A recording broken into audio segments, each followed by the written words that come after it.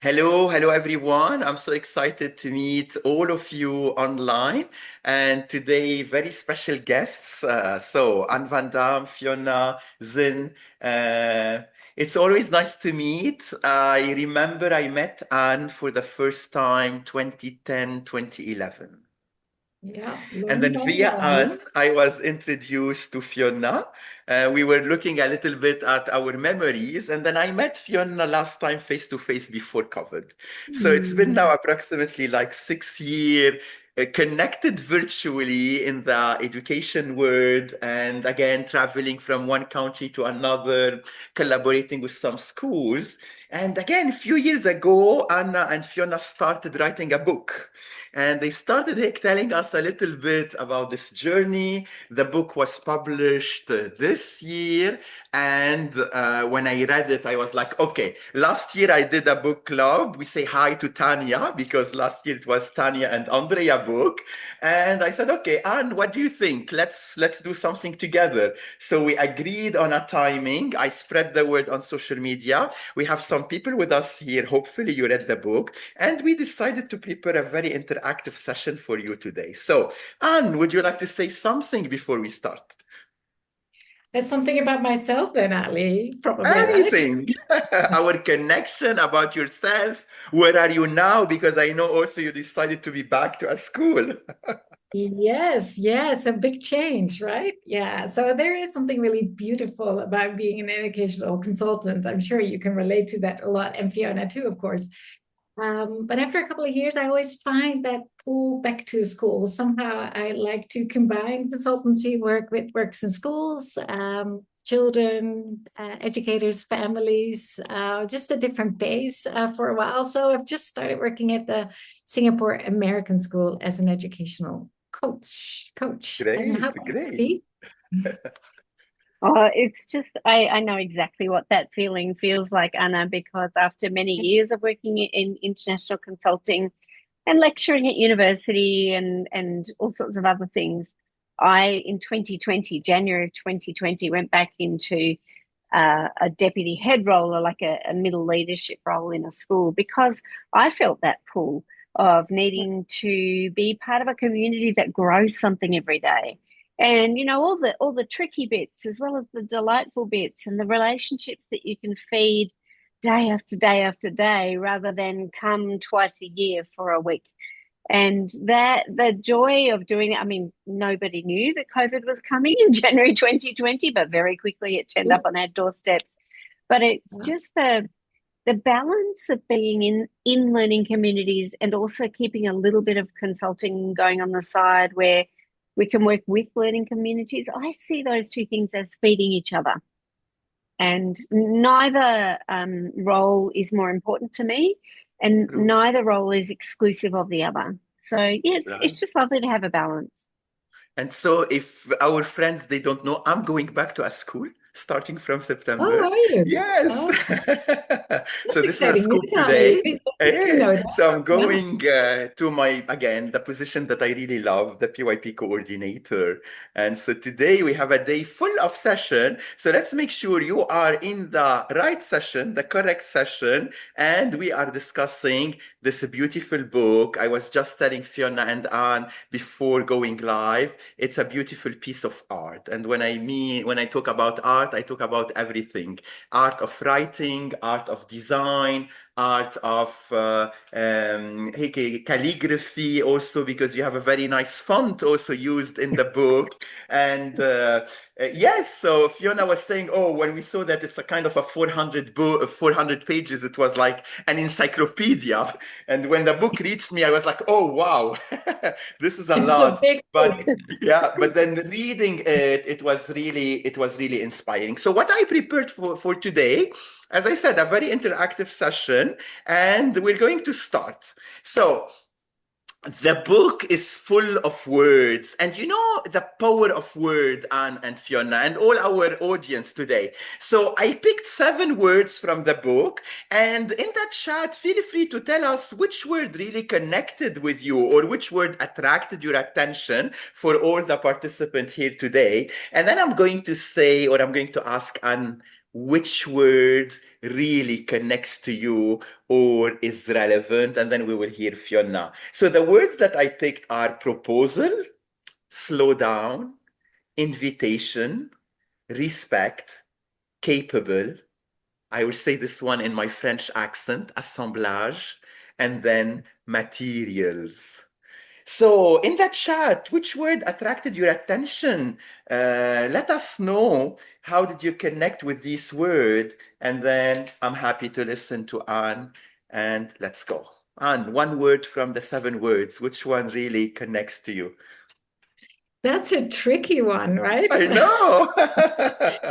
Gosh, now you're making me choose. So I'd say, like, because we've just started talking about the book and everything, I'd say I go with capable. And I'd like to choose that word because I think it kind of frames also the conversations that we're going to have today, right, in our time together. Like, really thinking about children as capable meaning makers. In the book, we talk about the vitality of children and that incredible zest that they bring to our communities, right? But sort of being really cognizant of, what lies within us. How do we view children? And do we really, really think about what it implies to talk about children as capable learners? To be really reflective and take time to really deeply think about that together, I think is a really important thing to do as early educators in our community. So that would be my word, but I would love to hear from Fee as well, what you would choose. Yes, and then many participants in the chat, they picked the same word, Anne. So, Fee, I what could about see it. yours? Oh my goodness. Ali, choosing one of these words is like choosing your favorite child. I It's just so know. hard. You love them all in different ways, but I think the one that possibly might be new to your audience is one of my dear favorites in every phase of life, not just our education life, but our life as people, is assemblage, is this notion that we we curate our experience. We we bring pieces together that make unique experiences. And so our educational approach, our pedagogical approach, is an assemblage of different points of view, different theories, different practices, different materials, different provocations and proposals, different moments that stitch together to create meaning over time. And so, what I love about this word is that there is no one right way, and there is no one perfect recipe for your pedagogy, for your curriculum, for your team. But it says that the work that we do, the experience that we create, is built from the sum of all the parts. And I love this because it makes all the parts of what we do matter. So, yeah, I think that's probably today. That's my favorite word from the list, but Okay. tomorrow it would be different. I know, like Anna, for me, looking at all the words, of course, there is many more words, but those, again, if you want my top 7 after reading the book. And my favorite one for today is to slow down, because I know we're living in a world where everything is rushed and we want really to do everything in a hurry. And we always hear the educators saying, we don't have enough time, we don't have enough time. So now it's the back to school season in my region here. So maybe this is an advice, slow down. The book is also full of quotes, very inspiring quotes. So I'm going to give like maybe again a 1 minute silent reading for our audience. Look at these 7 quotes. Again, I picked the number 7 today, so everything is around 7, a sacred number. So read these quotes, and then in that chat, let us know which quote attracts your attention. And then I will ask Fee and then Anne one of these 7 quotes, which one connects to you today, now at 2 p.m. in Dubai. So, Fee. Oh, again, this is a book that it's full of the things that we have collected over the years that we pick up like little treasures and keep in our pockets. And some of these quotes are the quotes I take into my context every day. But for me, I think I might steal yours, Anna. I'm not sure.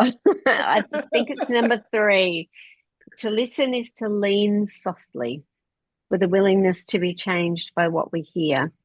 And I think I love this because, of course, it is about listening, which is the listening is the DNA of the teacher. It is what we do. It's what we bring. It's who we are. But I love this notion of leaning softly and the way in which that lends itself to curiosity. It lends itself to possibility. It's not listening for a right answer. It's listening for new understandings that will help us to grow as teachers. Because when we do listen to children and listen to our colleagues and listen to our families, we inevitably walk away with new ideas to bring in and put in our pockets alongside the ideas that we had. So for me, it's number 3. How about you, Anna? Many numbers 3 in that chat. So Anne, it's your turn. Really? Oh, that's nice. Well, I think I'm going to expand on this idea of listening, and we start thinking about documenting as a way to listen to children. So today I'm choosing 5.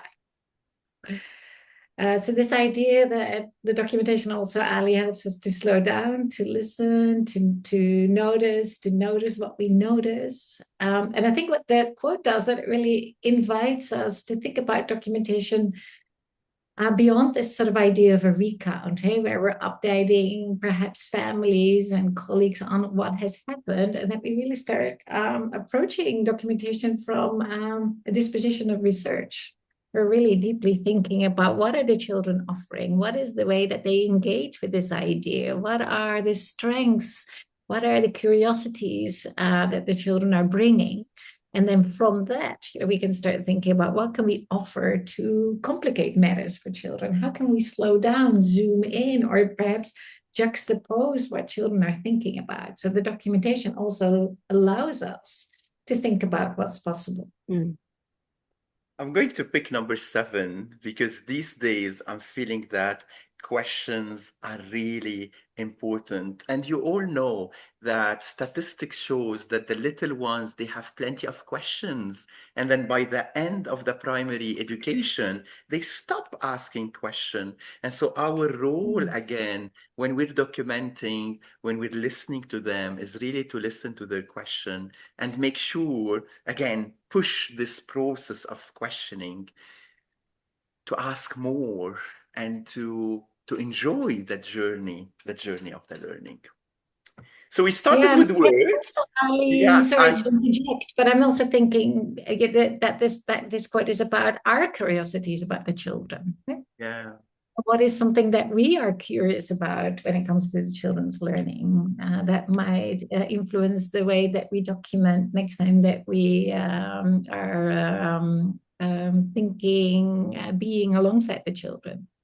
That we were perhaps curious what ideas children have about nature or the way they think about cities and how they develop. So that we have curiosities that we bring as we're documenting the learning. And Anna, just before you jump in, Ali, I want to stretch that because it's the curiosity, as you say, about the children. But then when the children discover something that we don't know, then we're all excited by the process. Sure. It's just this, it's contagious. It has this lovely cross-pollination from the children's curiosity to ours and then back again. It's just why we do what we do. I'm starting slow, and as you noticed, we started with words, we moved to quotes, and now I'm going to move to something that is more, if you want, like a complicated or take us to a different level of understanding. And the beauty of the book is really all these ideas. So you can really stop around one word and unpack it with the team. You can take a one quote or a similar quotes and then discuss them with the team. You can take a paragraph where you connect to some theory. And in every chapter, we have some tools. Very inspiring tool. I picked some. I didn't put numbers. Maybe they are 14. So 7, 2 times, so 14. And here, again, I would like to invite you to pick one tool and tell us more about this tool, how teacher can use it, how they can benefit from it. And then we can listen to Fiona. And then again, the people in the chat, if you read the book and you really highlighted one tool that you are interested in implementing this academic year, let us know from a perspective of a leader, because I know we have some leaders in the group, or from a perspective of a teacher. So, Anne.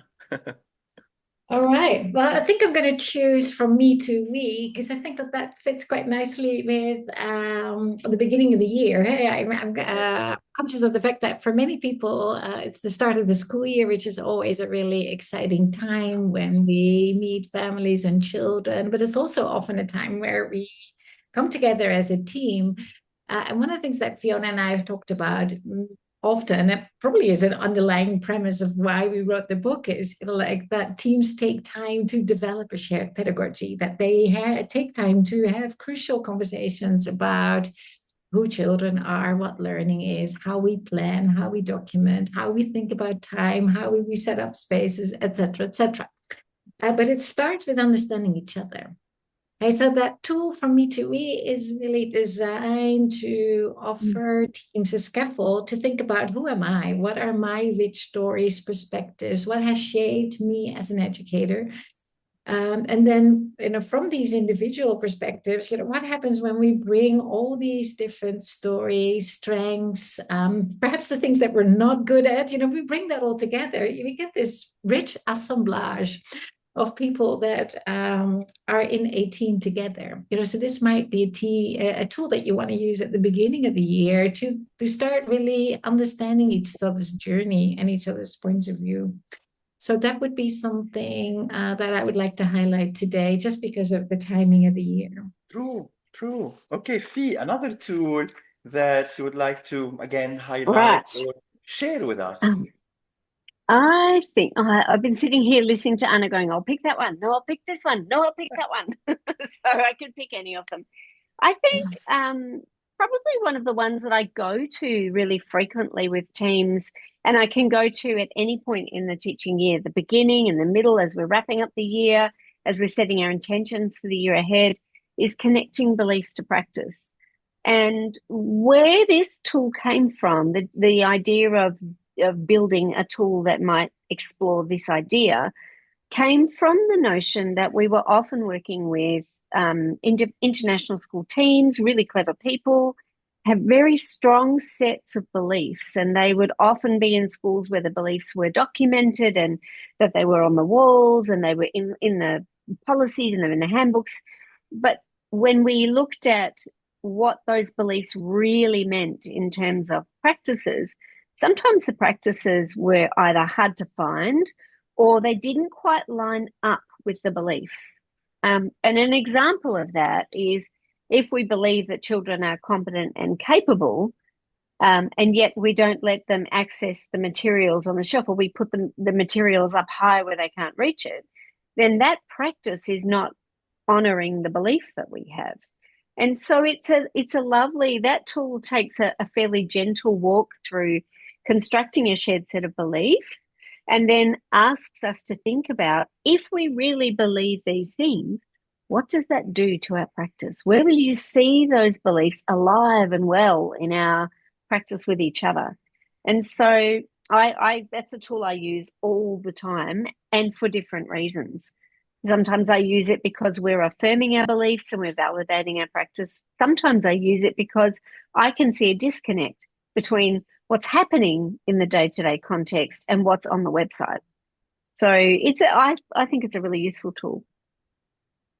Great. So from the tool discussion, I'm going to the writing process. So we all know that writing a book by yourself, it might be a very easy task, especially if you really love writing. Now, when we bring two people to write together, I'm sure you're coming from two different perspectives, different year of experience in different contexts, different schools, different background. And so Where are these moments now of the disagreement, or the moments of maybe that you will never forget related to the writing process? Yes, we celebrated now the final product, it's here, but I'm sure you have some stories to share about the process of the co-writing.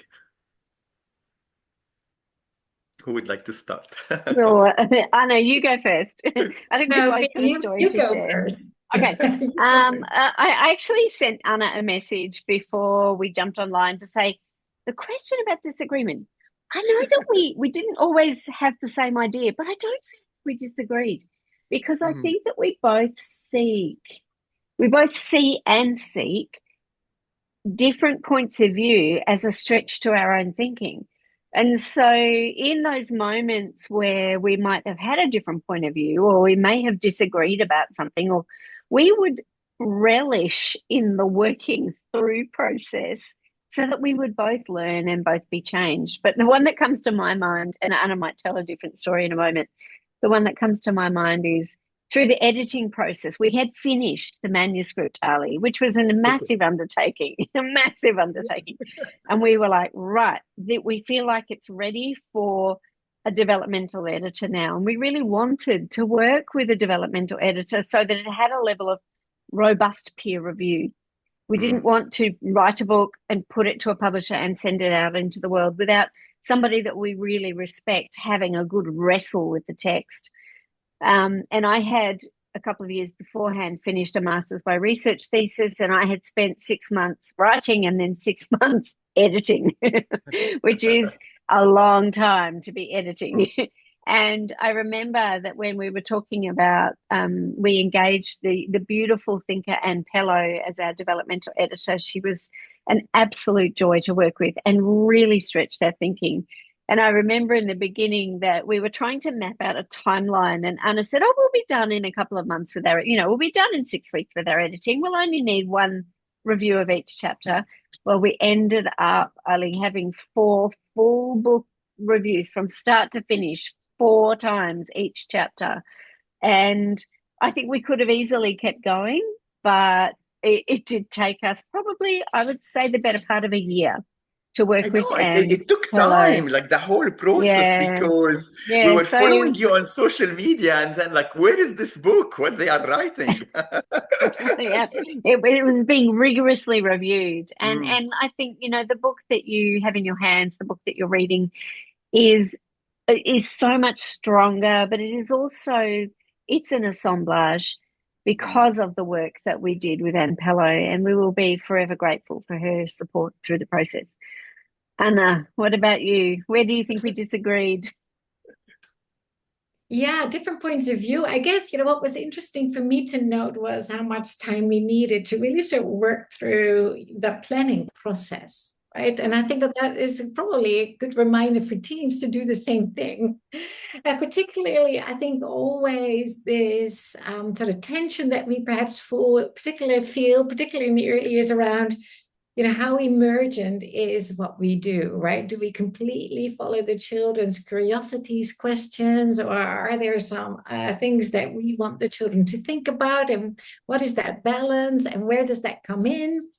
So I think that that took quite a little bit of time for us, quite some time for us to unpack and find common ground. Eh? So, for example, you could look at the documentation and then analyze it, and you can pull out some concepts and theories, ideas that children have. But yeah, many of us also work in schools where there is perhaps a set idea that we want children to think about, right? So, yeah, how do we write about this really delicate, complex process in the book? That took a long time to work out. And like Fee said, I think it was really the length of that editing process that helped us clarify our own thinking. And that's why we needed Anne Pello. She was very good at saying to us, "Oh, that isn't particularly clear," or "Doesn't that contradict this?" And that was really, really helpful to have that outside perspective, I think. So again, I have a quick question before we go into all the metaphors. Now that this work is published, ready, being distributed, is there this kind of a feeling we're going to start a second book? Or not yet? No pressure. Because like I think you might feel, oh, we didn't include this idea, or we can develop this idea more. It's just like, okay, I kind of it's like, every creative process leads to this. Okay, once I'm done, I feel that I'm empty, but at the same time I want to start again. So I'm not sure. Or do you want really a break and then think about it maybe in a couple of months? Yeah, well, we definitely needed a break, right? Yeah. Not from each other, but from the Yes. writing process, I think. Also because it is quite intense and a mm, long process.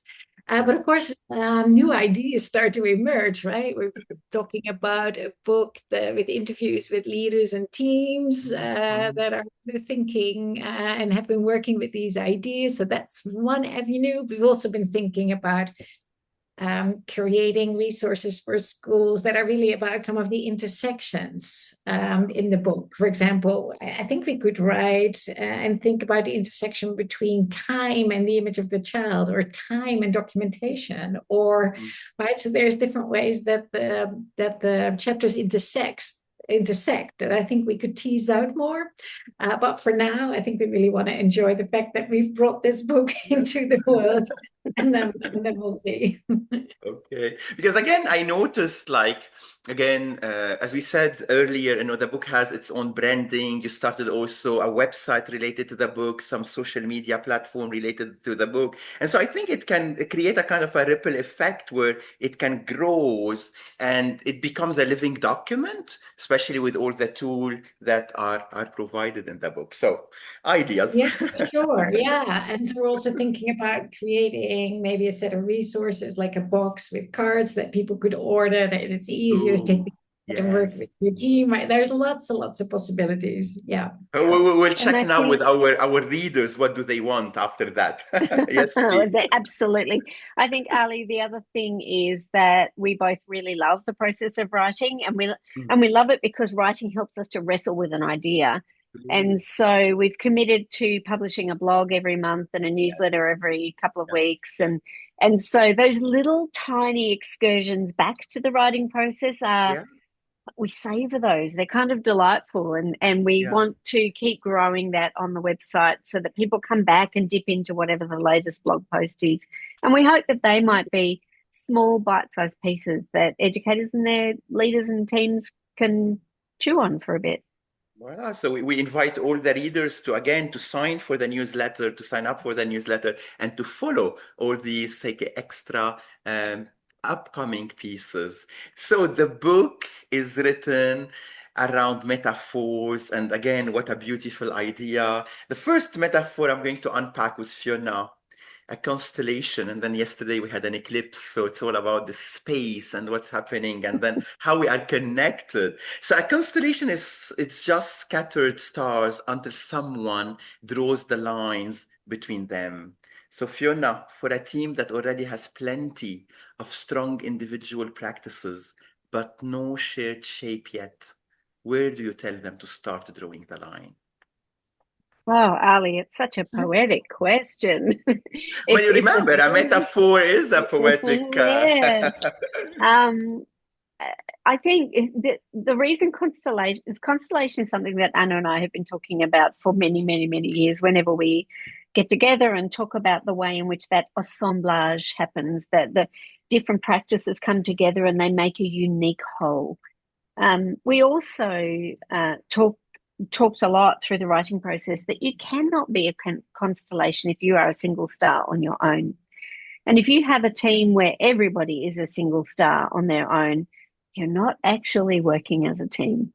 And so the joy of finding the lines, finding the shape, finding the ways in which my ideas might connect to your ideas, might connect to Anna's ideas, and the differences that we have, the ways we can cross-pollinate each other's practice, starts to build something in between us. And that's the pedagogy. The pedagogy is this lovely shared creation where we all shape what we do rather than, I work in my classroom in this way, and then I shut the doors and you work in your classroom in that way, and kind of our own rules in our own spaces kind of thing. So my suggestion would be, if you are working as a leader with a team where everybody is an individual star and has their own way of working, then I would question whether you're working as a team.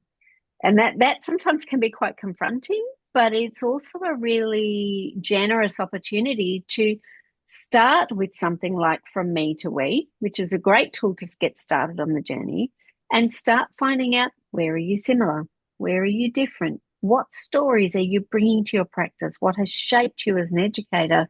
How can you lend somebody your knowledge and skills and in return learn from them something that they bring? And so when we think about a constellation, the other lovely, I mean, there's many lovely ways in which this metaphor shapes the content of the book and our own narrative. But a constellation is unique. So a constellation is unique to a point in the sky, which means that our pedagogy is unique to a community at a point in time, at a place, with a community here and now. It can't be that we all have the same constellation, because we all stand on different soil. And so that contextuality that we bring to our work, that contemporary understanding of who we're working with, what matters to these people here, what struggles do we have as a community, and how we're going to meet those struggles in our teaching and learning, that shapes the unique arrangement of the constellation that you become. So my advice would be, jump in, find out from each other what brings you to this work, what makes you Good. similar, what makes you different, and then go The from there. Khadija wrote a question connected to what we are sharing now, so I will ask it. And she says, what about some schools that encourage teachers to have separate lesson planners for the same concept and lesson in the same grade level? Oh gosh, I think sometimes I've worked in many schools, as Anna have you. I think that sometimes the system tells you what you need to do, and it doesn't necessarily make it easier. But I think the intention of the system in that moment with that decision is they think they're making it easier for you. Mm. They think they're simplifying. They think they're giving autonomy. They think they're giving agency. But, I'm a person, as are both of you, that collaboration runs through my veins, and I cannot work successfully alone. And so if I was working in a school that said that, I would still find ways to collaborate. I would still find ways to have a coffee together with somebody and go, right, what can we do? Because I think better when I think with others. And I'm sure that there are others around us that do that too. And again, sometimes it could be we have a shared understanding because we talk about developing a shared pedagogy. So we know what is inquiry. We all have the same understanding. We know the importance of question. We have the same understanding. And then we're giving this freedom. So the question can be seen from two different perspectives, right? Because it's missing a kind of a layer. Is it completely go and do whatever you want, or do we still have something in common? And I think also when we collaborate to plan, and then we go to our own classrooms and we work with our own children, our children are going to come up with different responses. Yes. And so there is definitely space where I was working with two teachers in a year 2 year level this morning, and we had given them some things to do with their children, and they had come up with such different responses. That one class was all about these concepts and the other class was completely about a different set of concepts. And so then that offers us the opportunity to cross-pollinate. We can send children from this class to tell them what they learned. They can share what they've learned. And so it just comes back to collaboration. And again, this is the whole idea of drawing the lines. So another metaphor in the book, which is the metaphor of the rhizome. A rhizome doesn't grow from one root. It spreads sideways and resurfaces somewhere unexpected with no hierarchy to it. So Anne, when you've actually watched a shared pedagogy take hold that way in a real staff room, what did the spreading look like? That's also a really lovely question, Ali, because it looks different everywhere you go, right? Because people Yeah. are wonderfully complex and unique, like children are. But I've worked with a couple of teams where this played out quite beautifully, I think, where there is these deep shared understandings around who children are, what learning is, the kind of spaces. So in some ways, you see sort of threads throughout this team of connectedness, which is really beautiful, hey, because I think that that also makes a team strong, having these shared understandings and so on. But what I think is really wonderful is that, for example, an appreciation of children's enormous capacity for generating ideas that then becomes visible in different ways in different classrooms, eh? Depending on the teacher sometimes, or even depending on a team where there might be a team that is really tuned in and interested in the possibilities of recyclable materials, for example. Okay, and that becomes the focus of a team, where perhaps in another school at another point, that becomes more alive through the way that children tell stories. So sometimes it's different in different schools, but I see some of that also starts to happen sometimes in schools within teams, that there is a deep appreciation of a certain idea, but then you see that come to life in different ways in classrooms. And I think that that's really interesting, because through that, teachers also sort of cross-pollinate and support each other with learning and evolving their spaces, for example, or the way they create documentation. So I think that that's actually a really beautiful idea. And yes, sometimes, things are a little bit dormant and then they pop up again. So um, that idea that learning isn't linear, and that things come to the surface, sometimes stay underground, sometimes things need time to develop, and then all of a sudden we start seeing shoots here and there. So in that sense, I think the rhizome is a beautiful metaphor from what learning is, and how people in a team, like a true tree team, how they learn and influence each other. Thank you. So I just put in the chat for all the educators who are listening to this discussion around finding our way, developing a shared pedagogy, a book written by Fiona and Anne. Soon we will hear your questions. So you will have some questions from the readers. And so I'm going to start this with some, again, open-ended question now. And Fiona, a lot of teachers want the map before they take the first step. What do you say to a team nervous about starting without a blueprint?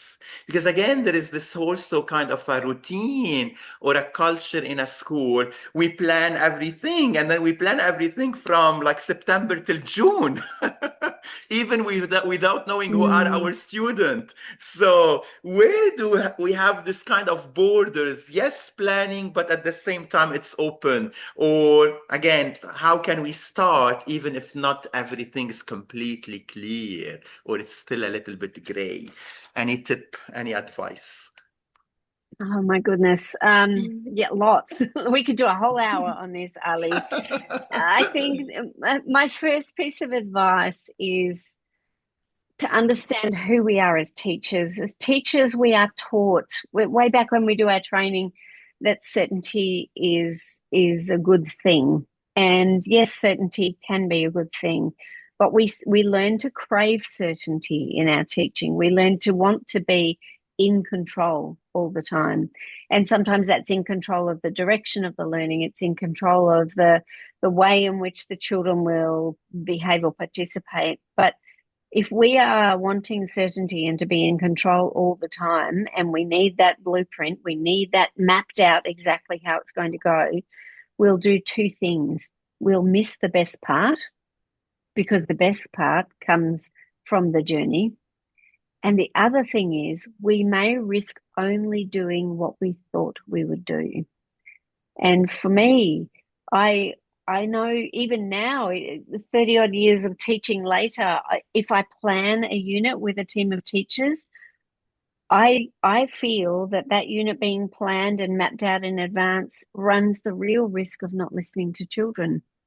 And if we don't hear children in the process of constructing this inquiry with this back and forth, then we're only ever going to do what the curriculum wants us to do. The curriculum is important. There's no two ways about that. That is very important. But so too are the children. And so my way of thinking about it is that the map is built as you go, that you have a blueprint of your curriculum. That's where your blueprint sits. But how you navigate that blueprint, how you work your way and weave your way through the curriculum, which pieces you pick up, which pieces you put down, which pieces you move because the children are interested in that here and now, that's the joy. The joy is constructing the path with the children, with your colleagues as you go. So yeah, I think that my idea is that if you are nervous, that's maybe a good thing because we're entering with our senses ready. We're entering peaked and ready to listen. But if you feel that you can't teach without a blueprint, without knowing exactly what you're going to do, then perhaps the core value that we need to come back to is listening. Yeah, we started with that at the beginning of this session, slowing down, listening, and then how listening shape us and then change us. Like sometimes we don't listen. My second big open-ended question is for Anne. So working across so many different cultural and educational systems, describe a moment of real clash of perspective ended up making a team's shared pedagogy stronger rather than just border. Yeah, I think this question really speaks of Or your harder, yeah. of yeah, people within teams often coming from these different cultural and educational systems, right? Bringing deep understandings, ideas, etc., to the context, and we need to take time to unpack this. So I've often seen a lot of different perspectives around what play is, what the role of play is in young children's life, what the relationship is between play and inquiry, and then with all of that, what is the role of teacher in all of that? And there's often a clash. Some people feel that educators shouldn't be involved in children's play. Others think you should, right? So these are really sort of complex conversations, hard conversations to have. But important to work through because otherwise you don't really have an understanding, a shared understanding of what play is. Because play means different things for different people, right? And play is wonderfully complex. It's kind of slippery, and yeah, it takes time to unpack what it means, the words we use. What do you mean when you say free play, guided play, structured play, playful inquiry? What does that all mean? And you'll see when you start unpacking it, there are lots and lots of different points of view. So I think that really is an important one to do as a team because it will make your pedagogy a lot stronger. Good. Time for some interaction. So I'm going to invite our participants to breakout room for 5 minutes. And then in the breakout room, I would like you to discuss, you read the book, what attracted your attention, maybe what attracted your attention from this chat that we started 45 minutes ago, and then come back with some question to Fiona and Anne. We will do some Q&A before we wrap it up, and then maybe invite you for some other events and some other ideas that they are happening. So breakout room. Hopefully our participants will be able to open their cameras and have some interaction. I'm creating like 3 rooms. If you go to the room and then the people, they don't talk, just think about a question and about this whole inspiring talk that we just did, and then come back and share your question aloud. So 5-minute breakout rooms.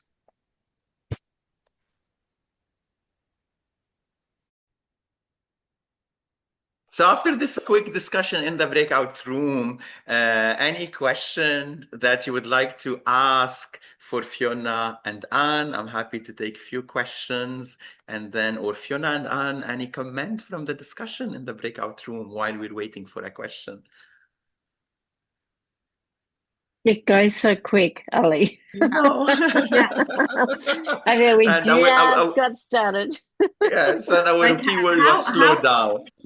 yeah, like how to handle like those hard conversations. Like if you were like working in a team for many years and then the leader changed and then you don't have like maybe only like 5-6% in common. How can we really develop a shared pedagogy if we have different perspectives? Like if that person maybe doesn't believe in hands-on and playing and learning through play, or they say they do, but when you look at their practices in the class, it's completely different. Like what you agree on, what you sit and plan for a whole hour, then they do a complete different thing that doesn't have that engagement or playing or inquiry. So how can you really find a common ground with such like mentality or Wow, a because challenge, a sometimes challenge. So it let's is see. challenging and those conversations are really hard. Yeah. So any tip? Who would No, like to Anna, start? do you want to start?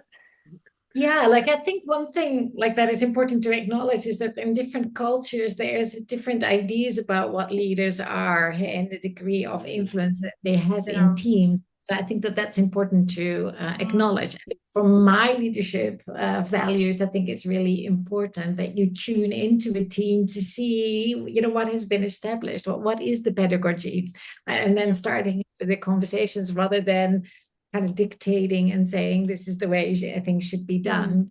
But yeah, that's just my perspective. I can add But I would something. say, like, I think it's also important to advocate for your beliefs, right? And to start having conversation with this person about why you believe, for example, children need to have access to open-ended materials. So share some articles, invite this person into your classroom, connect it perhaps with your curriculum framework. And so, like, keep the dialogue going. Often I find, you know, that it takes time to get people alongside you. And ideas don't shift overnight, right? It takes time, but keep Mm. advocating for yourself and for the children, I would say. I agree with Anne. So, like bringing an article, especially I hear this when I meet like a PYP coordinators, and then suddenly they have a new principal, a new head with zero IB experience. I said, like, go sit with them in a room, bring the IB standards and practice it, unpack it together, because they don't know. And then sometimes, really, because of everything that is happening and all the theories with, against traditional inquiry, open, closed, structured, we need those discussion and then with some resources and some evidence, and it takes time. And so that's why we go back to a keyword we unpack today, relationship, building those human connection that takes to a common point. Fiona. I think also, but I so resonate with what you were both just saying there. It does take time. It takes a long, long time. It takes relationships. It takes trust. But I also think that there's a lovely opportunity for us all to model curiosity. And so sometimes if I think of teachers that I might have worked alongside or in teams with who were very fixed in their ways, perhaps, and had a very set way of being, I would gently nudge the edges of their set ways of being by modeling, by leaning in beside them in the playground and going, I wonder what those two children are doing. What's happening over there? What? Let's see. Let's see what happens next. Oh my goodness, look what happened. And I think this modeling of curiosity, this leaning into children and being in dialogue with your colleagues about what is happening, how are they constructing knowledge, what might happen next. It just creates permission for people to not have to know the answer. And I think often people who work in very set ways feel that their job is to know the answer. And our job is to learn how children learn and work out what they need for the next steps in their learning. That's our job.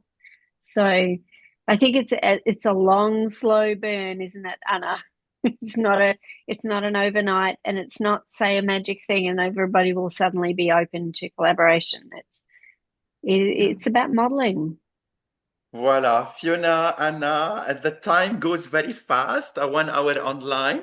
I hope we inspired all the readers. This is recorded, so it will goes on the YouTube channel. It will be shared maybe also on the website of Finding Our Ways. I added the link in the chat. So for all the people who would like to subscribe to your newsletter, continue unpacking and learning with you. In 5 minutes, I'm starting a new session. I went to read you in May. I'm reflecting on this trip with the organizer. So if you are interested, feel free to join us. This is the Zoom link. A final word from Anne. So thank you again, and hopefully we'll meet face to face soon. So what would you like to tell us? Well, thank you, Ali, for bringing everyone together in this hour. I really appreciated the invitation and opportunity to connect with people from your network. And thank you for highlighting the book. It's been really wonderful to have this opportunity. So thank you. Great. Fiona. And thank you all. Alongside Ali, and our gratitude to you, Ali, is all of you, because you're doing good work in your classrooms, with your teams, with your colleagues, with your families. Thank you for engaging in this brave way of building a shared pedagogy together, because everything gets stronger when we work together. So we're really grateful for all of you and the work that you do. Very good. Bye-bye, everyone. Thank you. Thank you.